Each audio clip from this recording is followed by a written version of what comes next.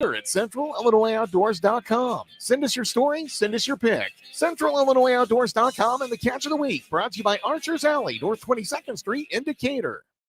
AM radio provides always-on news, sports, talk, traffic, and weather reports. And it's also a vital service that provides important emergency information when your community needs it most. Tell Congress you need AM radio to stay in your car. Because when cell phones and the internet are down, this free emergency service is critical. Text AM to 52886 and tell Congress we need AM radio in cars. Message and data rates may apply. You may receive up to 4 messages a month, and you may text STOP to stop. This message furnished by the National Association of Broadcasters. News time is 11 minutes after 7 o'clock on this Wednesday morning. Top of the morning from the newsroom of Regional Radio and DeWittDailyNews.com. I'm Seth Lawrence with this expanded local newscast brought to you by Baum Chevrolet Buick in Clinton, your Silverado headquarters, and the morning show streams to Facebook and YouTube. It's brought to you by Peterson Insurance, your Pekin Insurance agent in Clinton.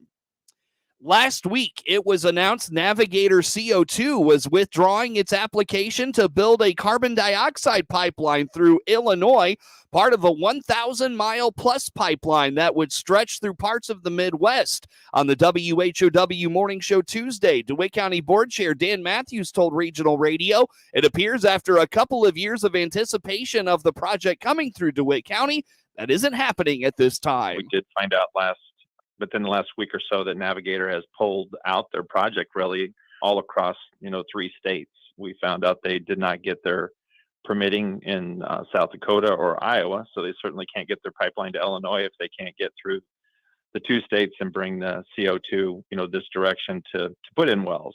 So we saw this maybe 2 years ago as well. They came to us and said, hey, we're going to have our permits. We're going to be coming to you. And I think it was March of 22, maybe, was when they anticipated getting their permitting. Then they pulled those and said, no, it's going to be the spring of 23. And then now we see that they've, really pulled the whole project. So yeah, we've had a lot of discussion about it and whether we wanted it or not. And appears for the meantime, they're not coming.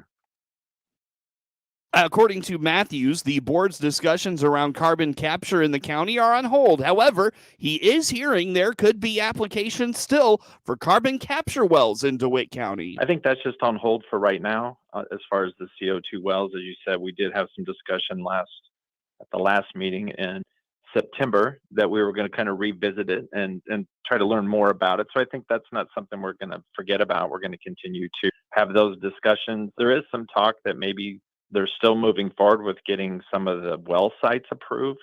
We don't have a lot of information on that. But if that's still happening, then obviously, I don't think it's a completely dead issue. I think they put a lot of money and resources, and so does a lot of other entities, to try to figure out how to capture and store CO2. So I don't think that's going away. But the project that was coming to DeWitt County is definitely on hold for, I would assume, quite some time now, based on what we learned, like you said, a week or two ago. The county board Thursday night put a moratorium on CO2 pipelines through the county. Matthews recognizes they likely do not have a lot of control over that, but feels this will send the message the county does not want them here. So there was a motion in our new business to put a moratorium on carbon dioxide pipelines. There is a project that is scheduled to go through the far west side of DeWitt County for CO2 pipelines. And the idea that Mr. Carter brought forward was to really show that, DeWitt County, we are listening to the people that live in that area.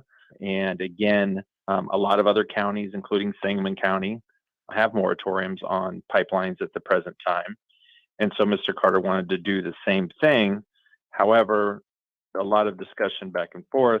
We can't really do a resolution on that. And there was it's the language of what was brought forward. So we need to revisit that, and everyone agreed to do that, to revisit that. But the biggest thing is the federal government controls the pipelines. We probably don't have a lot of say, but we do want those people to know that, in DeWitt County, we're paying attention to what they're trying to bring through here. And we do know that the regulations are still up in the air. There's still many things that needed to be decided on pipeline size and thickness and setbacks and a number of things haven't been decided or ruled upon, at much higher levels than the county. And so until that's done, we feel we should let them know that, until all of that's done, we certainly don't want those coming through DeWitt County.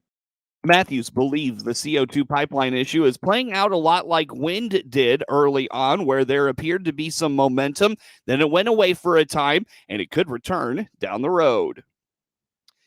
The latest winter outlook has been released, and it appears El Nino may not shape up to be as impactful as once thought. Rebecca Delaney with the National Weather Service in Lincoln indicates the winter is looking like it will be warmer and drier than usual. So the National Oceanic and Atmospheric Administration, NOAA, they have deemed the U.S. winter outlook a wetter south and warmer north. So for us, that means we're going to see some warmer temperatures and potentially drier conditions. The National Weather Service and NOAA have deemed this winter a El Nino winter. So this is the first time we have seen El Nino in place in 4 years for winter. According to Delaney, while the outlook shows warmer and drier trends, that doesn't mean we're out of the woods completely for winter-like conditions at times. So an El Nino winter for Central Illinois, since it typically is a warmer than average season that we would see, ice and sleet and that kind of stuff would be a little less likely just from the warmth of the temperatures. But at the same time, winter weather is insane and it does what it wants when it wants. Typically, our average temperature for December, January, and February are pretty chilly, 30s, pretty close to 30s. The precipitation is going to be, we have an equal chances for normal precip this winter. However, the below normal chances are just to the east of Central Illinois. November is shaping up to be wet this year, which has Delaney optimistic we could see an easing of drought conditions in Illinois. News time is 17 minutes after 7 o'clock on this Wednesday. We'll take a break, back with more news on the WHOW Morning Show. Looking for Chevrolet inventory? This is Scott Baum from Baum Chevrolet Buick here in Clinton. We have the all-new Chevrolet Trax, Blazer, and Trailblazers coming. Plus, several Chevrolet Equinoxes and Traverses are here. This month, take advantage of extra $1,000 trade-in assistance on your trade. There's always a need for quality trades here at Baum's. BaumChevyBuick.com. Right from the start.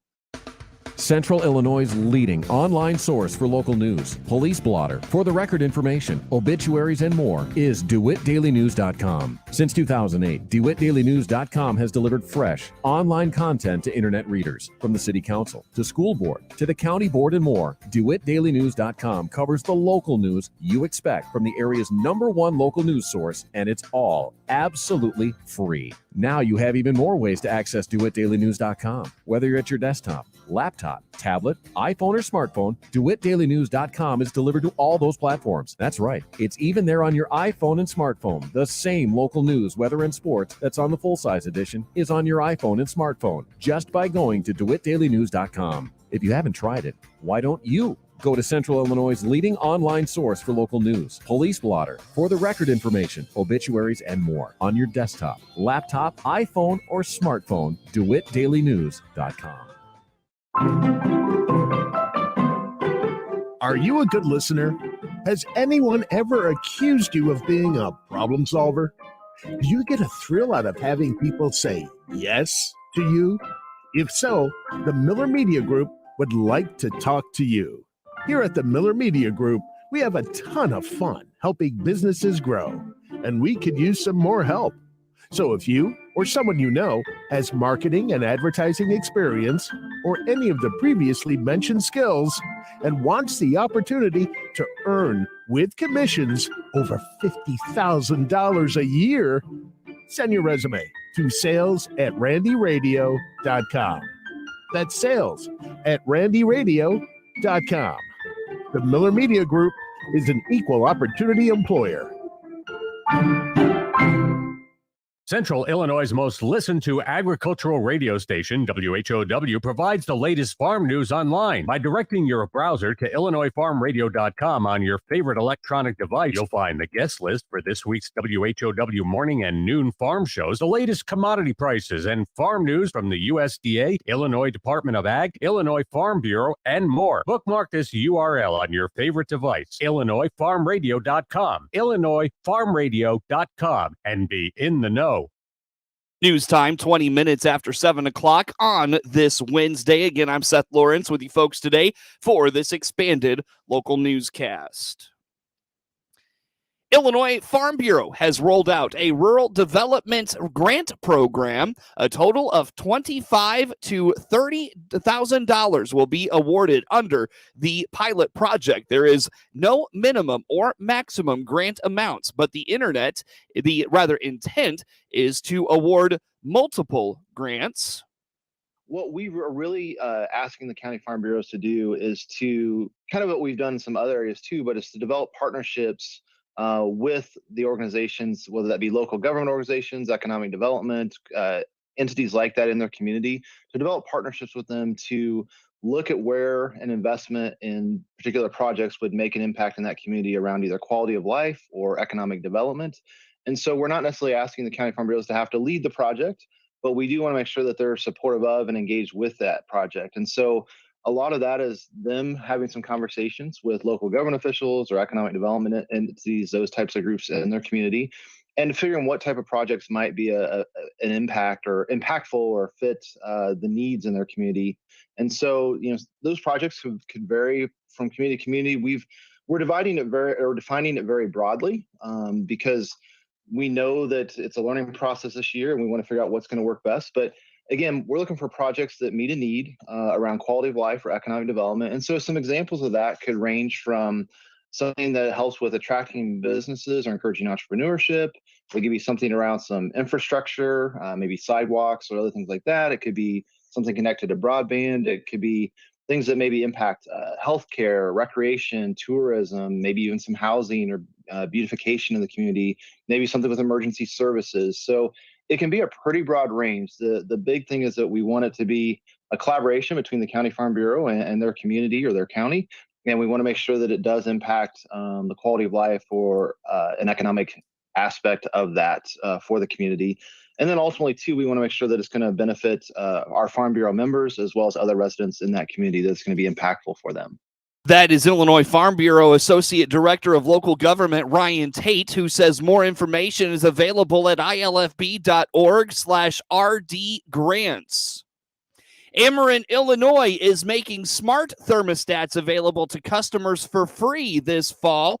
Angie Ostashevsky is an energy efficiency advisor with the utility. From now until November 30th, any Ameren, Illinois customer can go to AmerenIllinoisSavings.com/SaveNow and order one of these smart thermostats.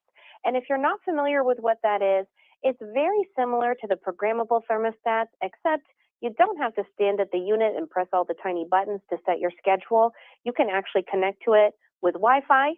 You just download an app to your phone, and you can change the temperature from anywhere, from work, from your bed, like I do every night instead of getting up. It's very convenient, and it can also help you save over 10% on your energy bill. So once you go to the website, you fill out a short form at that AmerenIllinoisSavings.com/SaveNow, and we'll ship it to you, and you can install it in 15 to 30 minutes. We have video tutorials, and there's also instructions right in the box, but it's something that's actually super simple and quick. Again, that website is AmerenIllinoisSavings.com/SaveNow. House Republicans remain divided on the nation's next Speaker of the House, second in line to the presidency after an unsuccessful bid by Ohio Republican Jim Jordan. House Republicans are back at the drawing board for the next Speaker. Reaction from Central Illinois Republican Darren LaHood. The math problem is we only have a 4-seat majority, very slim majority. So when 5 members wake up on the wrong side of the bed, or don't like something, they have tremendous leverage within our conference because they're going to vote against anything they want if they collectively come together. Or in the case of the motion to vacate, they can try to remove the speaker. Hopefully, our members are realizing we need to govern with everything going on in the world. Our Republican Party looks terrible. It's chaotic. It's dysfunctional. So I think we can come together and do that. But it comes back to, with a very slim governing majority, it's very tough to get things done because you have to get agreement with 217 people. In a closed-door meeting Tuesday morning, House Republicans nominated Majority Whip Tom Emmer of Minnesota for House Speaker. However, it's unclear whether Representative Emmer will win the top Republican spot. What are the chances of lawmakers extending the 2018 Farm Bill? Gary Crawford has this report.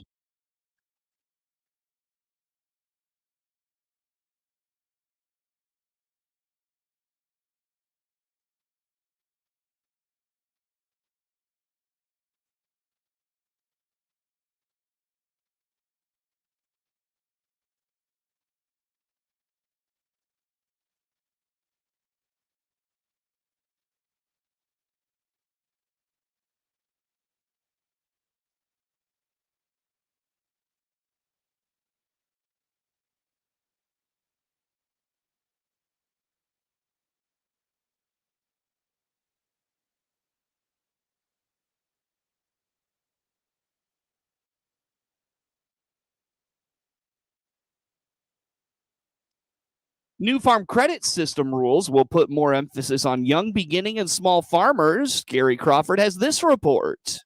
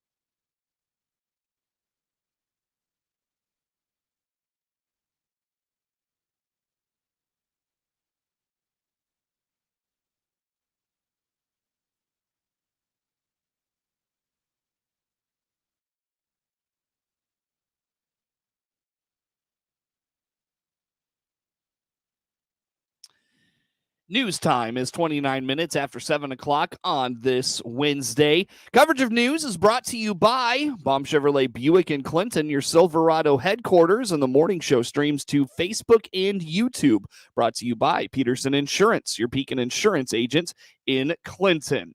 We come up on 7:30 on this Wednesday. Coverage, a look at network news, the network sports.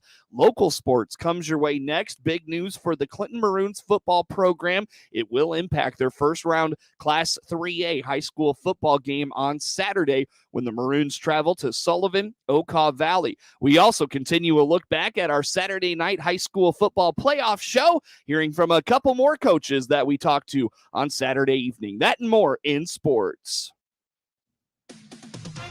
With SRN News, I'm Rich Thomason. Although there have already been more than a dozen such attacks, the Defense Department is insisting it will not stand idly by as Iranian proxies go after U.S. military targets in the Middle East. Israel reports some success in its series of airstrikes on Hamas in Gaza. Israel says it has killed terrorists, destroyed tunnels, command centers, weapons storehouses, and other military targets in Gaza. Louisiana Congressman Mike Johnson is the Republicans' latest nominee to serve as the next Speaker of the House, although it's unclear at this point whether he has enough votes to get the Speaker's gavel in the full House. Hurricane Otis has slammed into Mexico's southern Pacific coast as a Category 5 hurricane, bringing 165-mile-per-hour winds and torrential rains. Wall Street Dow futures up 91 points. More details at srnnews.com.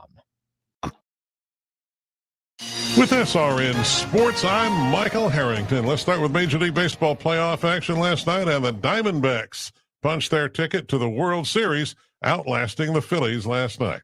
The Diamondbacks captured the National League pennant with a 4-2 Game 7 win over the Phillies in the National League Championship Series. Arizona took the lead for good in the top of the fifth on RBI singles by Corbin Carroll and Gabriel Moreno. Carroll drove in a second run in the top of the seventh to put the D-backs back in the World Series for the first time since 2001. That's correspondent Michael Luongo in Philadelphia. 3 people with direct knowledge of the situation say the San Francisco Giants have hired manager Bob Melvin away from division rival San Diego. Melvin will be returning to the Bay Area where he grew up, played for the Giants, then managed the Oakland A's from 2011 to 2021. He leaves San Diego with 1 year on his contract amid reports of friction with the GM. This is SRN Sports. They're back. The NBA has resumed play last night, but they're easing into it. Just 2 games, lots more action lined up tonight. But it was Denver, the defending champions, raising their championship banner and defeating the LA Lakers 119-107. Phoenix stopped Golden State 108-104. There was plenty of hockey action last night, however. The Golden Knights defeated Philadelphia 3-2. Kings 6, Arizona 3. It was the Rangers over Calgary 3-1. The Canucks beat the Predators 3-2. Minnesota 7, Oilers 4. The Blackhawks were blanked by Boston 3-0. Winnipeg over the Blues 4-2. Ducks 3, Columbus 2 in overtime. Seattle beat the Red Wings 5-4 in the extra period as well. Colorado stopped the Islanders 7-4, while Florida was beating the Sharks 3-1. Stars 4, Penguins 1. It was the Devils over Montreal 5-2. Buffalo 6, Ottawa 4. This is SRN Sports. Time now for a look at sports. I'm Seth Lawrence with this report. The Clinton varsity football team will be without senior quarterback Mason Walker Sunday against Sullivan Okaw Valley in its first-round Class 3A matchup. The IHSA made its decision Tuesday to uphold its policy of a 1-game suspension for Walker's actions in a late-game altercation with Pontiac Friday night in the regular season finale. Walker left the bench as a small scuffle broke out along the Clinton sideline after a kickoff by the Maroons. The Walker's infraction was that he left the bench without a helmet and was disqualified from the contest that was well out of hand by that time, as Clinton had just gone up over 40 points after a late game score. By IHSA rules, Walker has to serve a 1-game suspension. Clinton appealed to the IHSA Monday to reduce the suspension, but that appeal was denied. Coach Ron Bass tells Regional Radio his team is trying out a few options at quarterback as Clinton prepares for its first playoff game since 2019. The Tri-Valley Vikings and Washington Panthers football programs may be far apart, not only in geography and school size, but the two schools could not be more similar in their aspirations. As the high school football postseason nears, Tri-Valley, coming off a state runner-up in 2022, was thought to have been good, but maybe not as good as last year. Coach Josh Roop says, though, he has another good group of seniors as the Vikings flex its muscle again with a powerful run game to run the table in the heart of Illinois. Well, I mean, we really have another good group of seniors, and when you get to a state final, you get those extra 5 weeks of practice, and our kids bought into that, and it's made them better, and our seniors got to feed off the leadership of last year's group and saw what it looked like to lead and have done a good job. But, on a whole, our roster is really young this year, but our seniors have done a great job bringing them up to speed and holding them accountable.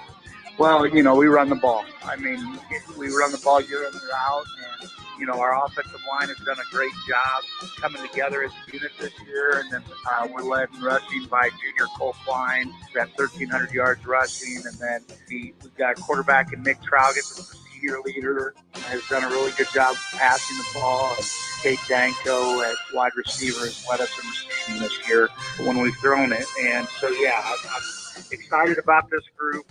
Excited to see what we can do here moving forward. Washington loaded up its non-conference portion of its schedule, dropping only a 7-3 decision to Kankakee in Week 2. Otherwise, Coach Daryl Crouch was extremely pleased with his team's overall play this year, including a Mid-Illini clinching win over Morton in Week 9. No, super strong on deep. Our front seven is as good as anybody. Our front four really talented. Our backers are really talented. Offensively, primarily running the ball this year. Lost in Week 2 to Kankakee 7-3.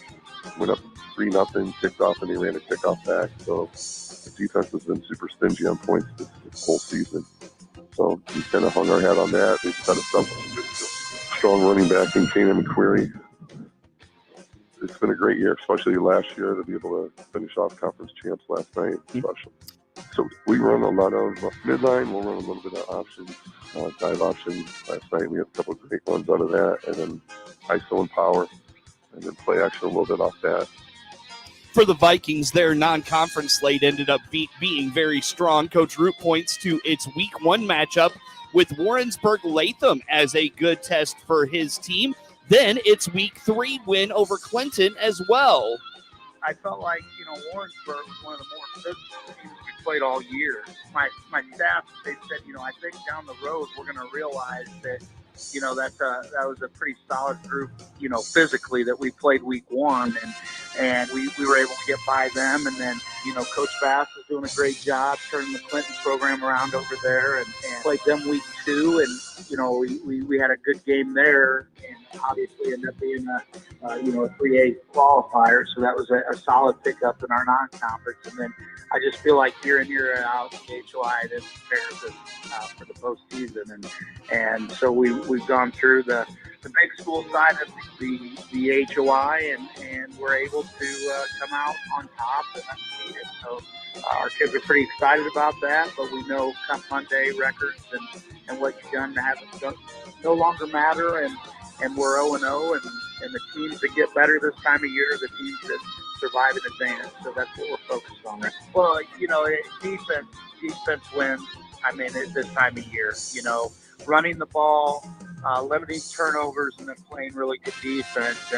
And we've been one of the top defensive teams in our conference all year. And we're led by a player that I think is an all-state player for us, Jacob Bischoff, middle linebacker, 3-year starter for us.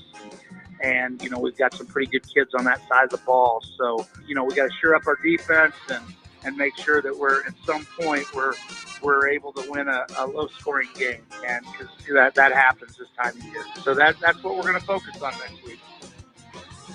Coach Crouch came away from his team's 1-1 start feeling very good about what he had for the season ahead, as he had most of his defense back from last year. I think right after the first two games, because we played two challenging teams, we went up and played Kalen, who's a quality team, won that, and then turn around the next week and play number 2 Kankakee. or lost that one, but we're right in it down to the end. I think at that point, it felt like they were pretty special too. We did. A lot of those guys were back from last year, and there's still a few that'll be back again next year. This is Coach Crouch's final year at Washington High School. He's hoping for a nice run with his group to finish his high school coaching career. Tri-Valley finished the season number 2 in Class 2A, while Washington finished number 3 in Class 6A. Tri-Valley hosts El Paso Gridley in round 1 Saturday afternoon at 1 o'clock, while Washington will host Danville Friday night at 7.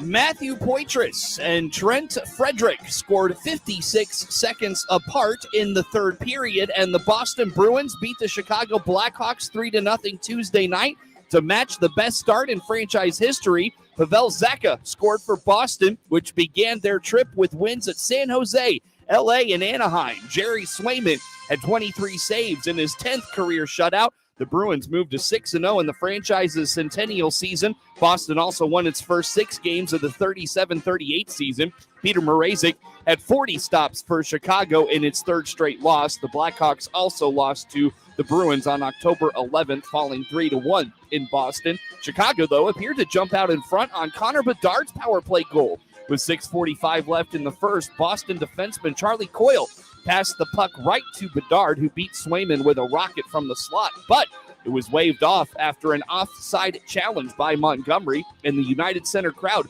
of 19,370 booed when the ruling was announced. The Blackhawks put forward Taylor Hall on injured reserve. The move was made retroactive to Saturday. Hall had no goals and 2 assists in his first 5 games after he was acquired in a June trade with Boston.